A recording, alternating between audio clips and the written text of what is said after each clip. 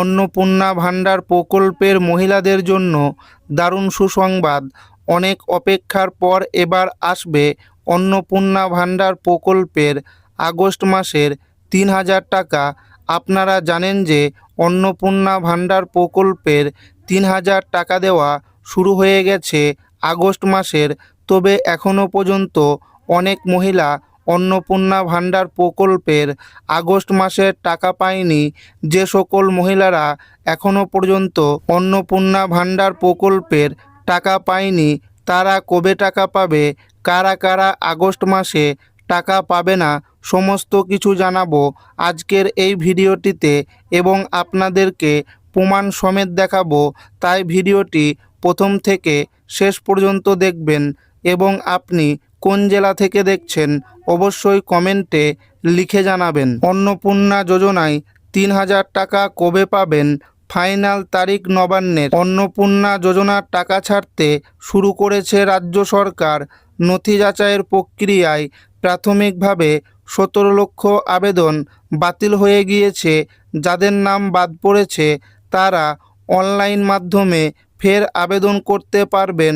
সরকারের তরফে জানানো হয়েছে আজ বৃহস্পতিবার ২০ আগস্টের মধ্যে ১,৪৫,০০,০০০ উপভোক্তার অ্যাকাউন্টে অন্নপূর্ণা যোজনার টাকা ঢুকে যাবে।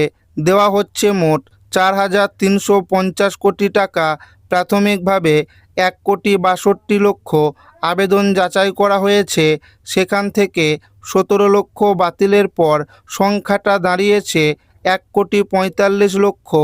তবে ১০ জুলাই পর্যন্ত আরও আবেদন জমা পড়েছিল।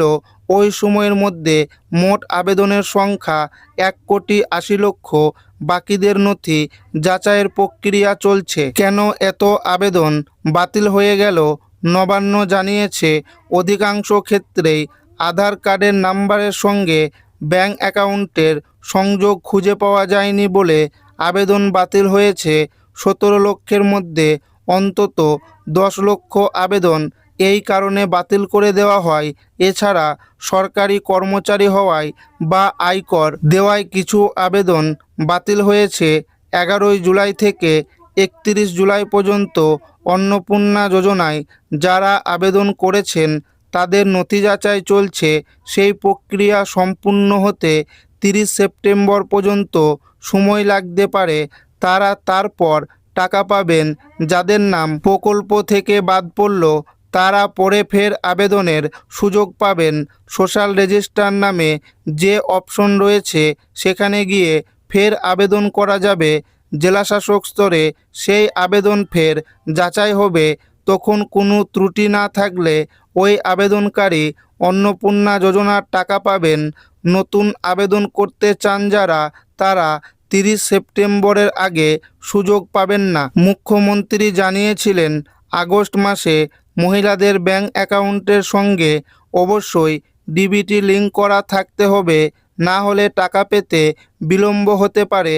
মুখ্যমন্ত্রী জানিয়েছেন যারা ১০ জুলাইয়ের মধ্যে আবেদন করেছিলেন তারা আগস্ট মাসে টাকা পাবেন।